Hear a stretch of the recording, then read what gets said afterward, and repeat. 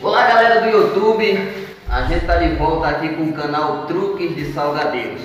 E hoje nós vamos ensinar as pessoas a finalizar o seu pastel de forma rápida e simples. Nós temos aqui os pastéis para finalizar, garfando de forma rápida e simples.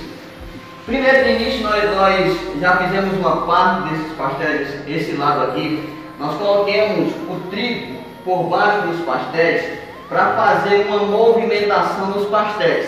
Essa movimentação nos pastéis fará com que você faça a garfagem de forma mais rápida e simples.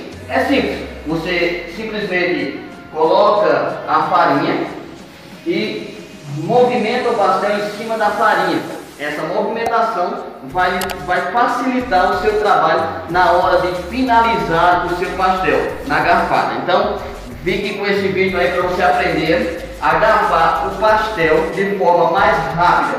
Toda vez que o pastel estiver com a massa embaixo, ele vai fazer esse movimento. E esse movimento vai fazer com que você faça o seu trabalho de forma mais rápida. Então, veja só como é. Ó.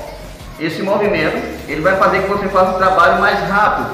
Se você não tiver o trigo embaixo do pastel, você vai demorar muito para garfar. Então, o truque dos salgadeiros ensina neste vídeo a você colocar o trigo por baixo, para que o movimento do pastel lhe proporcione maior agilidade. Então, esse é o truque que nós estamos ensinando hoje para você fazer o seu pastel em sua casa, para vender, para você realmente ganhar com isso, ainda mais nesse tempo de coronavírus que nós estamos vivenciando. Então você pode aprender aí a fazer o seu pastel de forma mais rápida e simples para não perder tempo, tá certo, galera? Então essa é a dica do canal Truques dos Salgadeiros. Fica a dica para você e já se inscreve no nosso canal. Esse canal é para ensinar a você a fazer o seu salgado de forma mais rápida, simples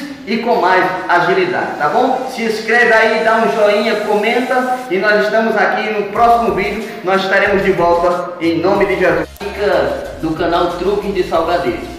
Então, nos comentários você pode estar adicionando algum comentário, alguma dica que você queira que a gente passe aqui no canal Truque de Salgadeiros, como também alguma sugestão. Nós estamos aqui para acatar algumas sugestões, dicas, como também tirar algumas dúvidas daquelas pessoas que desejam e querem trabalhar com salgados, tá certo? Então, fica o joinha, dá o like, inscreve no canal e nós estamos aqui para tirar todas as suas dúvidas relacionadas aos salgados. Truque de Salgadeiros, se inscreva aí, dá um like.